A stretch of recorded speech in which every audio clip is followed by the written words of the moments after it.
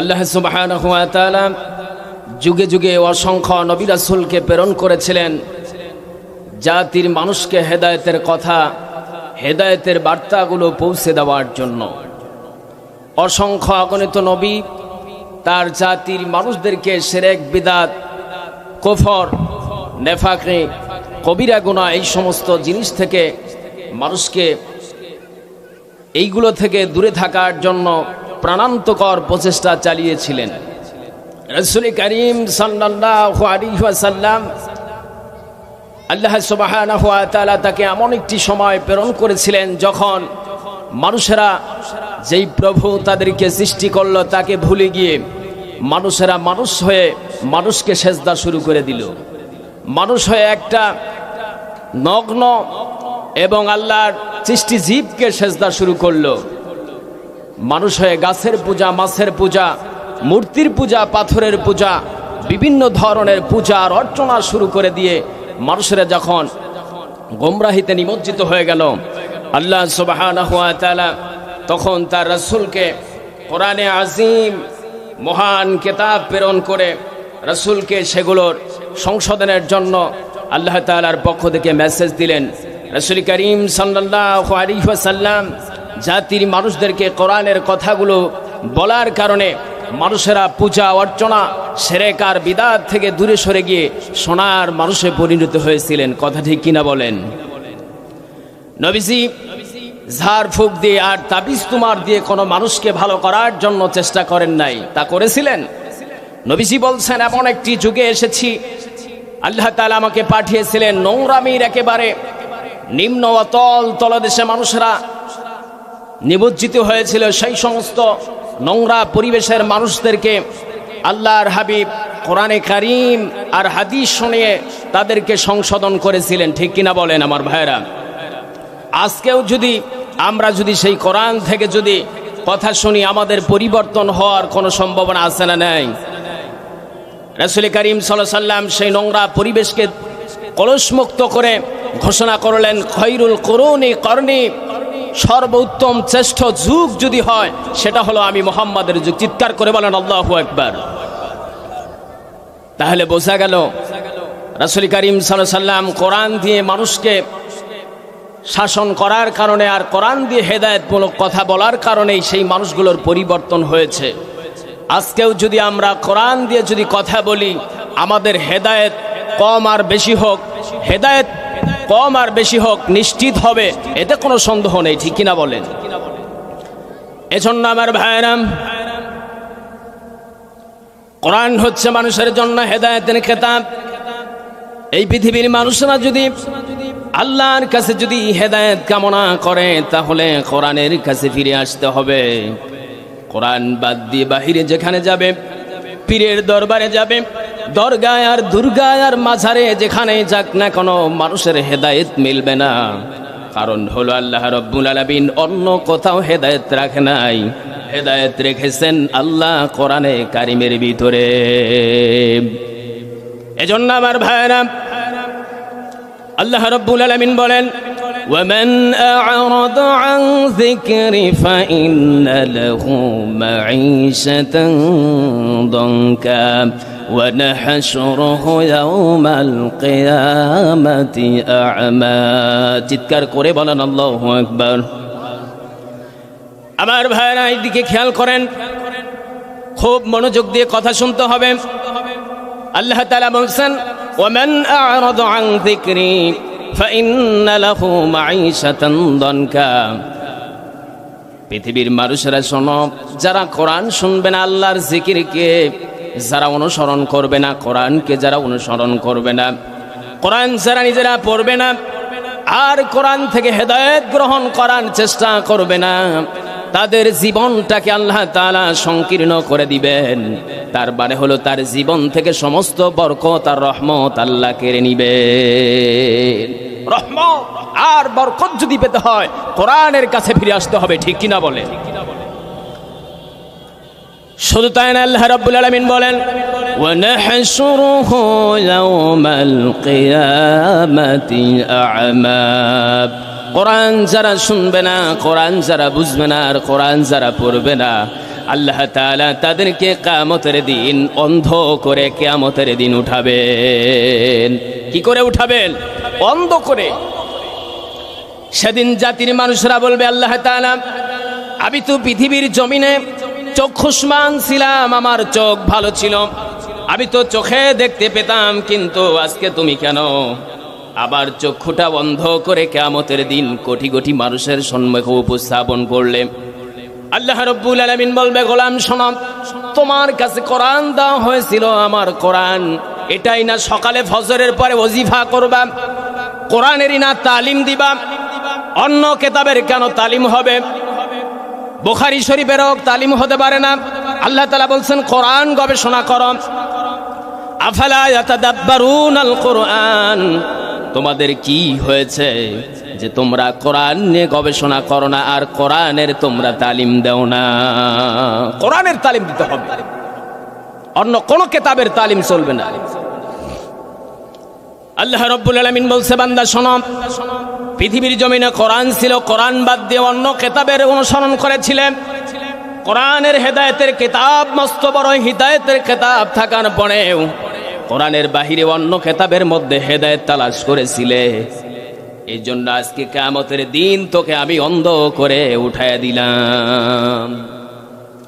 আমার ভাইরা, এজন্য হেদায়েতের কিতাব কোরআনে আজিম, বিশাল কিতাব, এই কিতাব থেকে হেদায়েত গ্রহণ করতে হবে। আমার ভাইরা আসুন, আমি ধারাবাহিকভাবে কোরআন থেকে কিছু কথা বলার চেষ্টা করব। আল্লাহ তাআলা যেহেতু কোরআন হেদায়েতের জন্য দিয়েছেন, কোরআন থেকে কথা বললে মানুষের পরিবর্তন অবশ্যই হবে, ঠিক কিনা বলেন? এই পৃথিবীতে আমরা এসেছি, একদিন পৃথিবী ভেঙে চুরে চুরমার হয়ে যাবে, আকাশ বাতাস সব ভেঙে চুরমার হয়ে যাবে। আল্লাহ তাআলা বলছেন সেই আখিরাতের দিনটাকে ভয় করো। এই জীবনের সংক্ষিপ্ত জীবনকে সাজানোর জন্য তুমি কত অন্যায় করো, করি কি করি না, এই কথা বলতে হবে। আল্লাহ রাব্বুল আলামিন বলছেন সেই কিয়ামতের দিন কি করে তুমি রক্ষা পাবে? ফাকাইফা তাত্তাকুনা ইন কাফারতুম ইয়াওমান ইয়াজআলুল বিলদানা শিবা السماء منفطر به كان وعده مفعولا। আল্লাহ রাব্বুল আলামিন বলছে, বান্দা শোনো, সে আখিরাতের জীবনে যেদিন শিশু বাচ্চাদেরকে বৃদ্ধে পরিণত করা হবে, সে আখিরাতের জীবনে তুমি কেমন করে তুমি রক্ষা পাবে? আল্লাহ তাআলা বলছেন সে আখিরাতের জীবনের দিকে একটু খেয়াল করো। বিভীষিকাময় এমন হবে হাসরের ময়দান, হাসরের ময়দানের অবস্থা দেখে মানুষেরা চিৎকার করতে থাকবে, চিৎকার করতে করতে হাসরের ময়দান কাঁপিয়ে ফেলবে। ওই সময় আযাব আর প্রখরতা দেখে মানুষেরা টেনশন আর চিন্তায় এত বিধিব্যস্ত হবে যে ছোট্ট ছোট্ট বাচ্চাগুলো বৃদ্ধ মানুষের আকৃতি আর রূপ ধারণ করবে। আমার ভাইরা, শুধু তাই না, আল্লাহ তাআলা বলছেন, আরো ভয়ের কথা বলছেন, ইয়াউমা ইয়াফিরুল মারউ মিন আখিহি ওয়া উম্মিহি ওয়া আবিহি ওয়া সাহিবাতিহি ওয়া বানিহি লিকুল্লি ইমরিইম মিনহুম ইয়াওমাইযিন শাআনুন ইউগনি। হাসরের ময়দানের মানুষরা পালাতে থাকবে নিজের ভাই থেকে, নিজের বন্ধু বান্ধব থেকে, বাবা থেকে, সন্তান থেকে, স্ত্রী থেকে। সেই হাসরের ময়দানের ভয়াবহতা নিজের চোখে অবলোকন করার কারণে মানুষেরা ভীত হয়ে যাবে, কম্পিত হয়ে যাবে। কারণ আখিরাত তো বিশ্বাস করতো না। ভাগ্যের ভালো আর মন্দের জন্য পীরের আর মাজার আর দরগায় দুর্গায় দৌড়াইতো, আখিরাত তো বিশ্বাস করে না। আখিরাত যদি বিশ্বাস করত, সমস্ত দরবার আর মূর্তি পূজার ওই সমস্ত কার্যকলাপ থেকে লাথি মেরে আল্লাহর ঘর মসজিদে এসে সেজদায় দিত, আর কপাল মন্দ কপাল ভালো করার জন্য আল্লাহর কাছে কেঁদে কেঁদে চাইতো, ঠিক কিনা বলেন? সেদিন দেখে ফেলবে আখিরাতের জীবনের ভয়াবহতা দেখার সঙ্গে সঙ্গে ভয়ে কাঁপতে থাকবে আর পালাতে থাকবে, আপনজন কারো কথা কোনো খেয়াল থাকবে না। আমার ভাইয়ের, আল্লাহ রাব্বুল আলামিন বলছেন যেই বন্ধু বান্ধবের প্ররোচনায় যেই আত্মীয় স্বজনের প্ররোচনায় তুমি অপরাধ করতে বসেছ, সেদিন কি হবে শোনো। ওয়ালা ইয়াসআলু হামিমুন হামিমা ইউবাসসিরুনহুম ইয়াওয়াদ্দুল মুজরিমু লাউ ইয়াফতাদি মিন আযাবি ইয়াওমাইযিম বিবানি। আল্লাহ রাব্বুল আলামিন বলছে, বান্দা শোনো, ওয়ালা ইয়াসআলু হামিমুন হামিমা, হামিম বলা হয় এমন বন্ধু যেই বন্ধুর জন্য জীবন দেওয়ার জন্য সদা প্রস্তুত থাকে। এরকম বন্ধু আমাদের আছে না নাই? আল্লাহ তাআলা বলছেন, এমন বন্ধু যেই বন্ধু রাত 12টায় একটা মানে না, তোমার বিপদের কথা শুনে ছুটে যায়। সেই বন্ধু হাসরের ময়দানে তোমাকে দেখে পালিয়ে যাবে। ইউবাসসিরুনহুম, অথচ তোমার বন্ধু তোমাকে চিনতে পারবে। ওই যে আমার আব্দুর রহমান বন্ধু, ওই যে আমার আব্দুর রহিম বন্ধু, বন্ধুকে চিনতে পারবে, কিন্তু ওই আখিরাতের ভয়াবহতা দেখে সে বন্ধু তোমাকে পরিচয় পর্যন্ত দিবে না। আমার ভাইরা, শুধু তাই নয়, আল্লাহ তাআলা বলছেন, ইয়াওয়াদ্দুল মুজরিমু লাউ ইয়াফতাদি মিন আযাবি ইয়াওমাইযিম বিবানি। মুজরিম মানে হচ্ছে অপরাধী। মুজরিম ব্যক্তিদেরকে অপরাধী বলা হয়। মুজরিম মানে হলো অপরাধী। অপরাধী ব্যক্তি যখন বুঝতে পারবে সে অপরাধী, ওই সময় সে ব্যক্তি বিনিময় দেওয়ার চেষ্টা করবে। আল্লাহকে বলবে, রব্বে কারীম, দুনিয়ায় তো অন্যায় করেছি, অপরাধ করে ফেলেছি, আজকে আখিরাতের জীবনে আমি যে কোনো মূল্যে বাঁচতে চাই কি চাই না। সেদিন আল্লাহ তাআলাকে বলবে, রব্বে কারীম, আমার ভাইকে নিয়ে নাও। এরপরে ওয়াসাহিবাতিহি ওয়াখি ওয়াফাসিলাতিহি আল্লাতী তুবি, উৎকোচ দেবে। কি দেবে? বিনিময় স্বরূপ দিতে চাইবে। মুক্তিপণ হিসাবে আল্লাহর কাছে বলবে, রব্বে কারীম, আমার স্ত্রীকে নিয়ে নাও, আমার সন্তানকে নিয়ে নাও, আমার ভাইকে নিয়ে নাও, আমার এলাকাবাসী ওয়াফাসিলাতিহি আল্লাতী তুবিহি, এলাকাবাসী সমস্ত মানুষদেরকে দিয়ে দিলাম, সবাইকে জাহান্নামে জ্বালিয়ে দাও। আর বিনিময় শুধু আমি আব্দুর রহমান আব্দুম করিমকে তুমি জাহান্নামের আগুন থেকে বাঁচায় দাও। কি স্বার্থপরতা করবে! আত্মীয় স্বজন, বন্ধু বান্ধব, ভাই ব্রাদার, মা বাবা সবাইকে বলবে, আল্লাহ তুমি জাহান্নামে জ্বালিয়ে দাও, আর শুধু বিনিময় আমাকে তুমি বাঁচিয়ে দাও।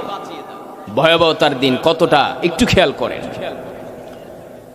তারপরে সে ব্যক্তিটা একেবারে শেষমেশ চেষ্টা করবে, আল্লাহর কাছে বলবে, ومن في الأرض جميعا ثم ينجيب, আল্লাহকে বলবে, রব্বে কারীম, এত কিছু দিলাম তারপরেও তুমি শুনতে পাচ্ছ নাকি? আমার আরজিটা তুমি পূরণ করো। এরপরে শেষমেশ সে ব্যক্তিটা বলে ফেলবে, আল্লাহ পৃথিবীর সমস্ত মানুষদেরকে একযোগে জ্বালিয়ে দাও, আর বিনিময় শুধু আমাকে তুমি জান্নাত দান করো।